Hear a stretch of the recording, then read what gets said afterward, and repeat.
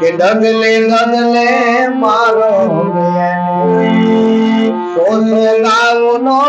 થયો બેની બાદ ડગલે ડગલે મારો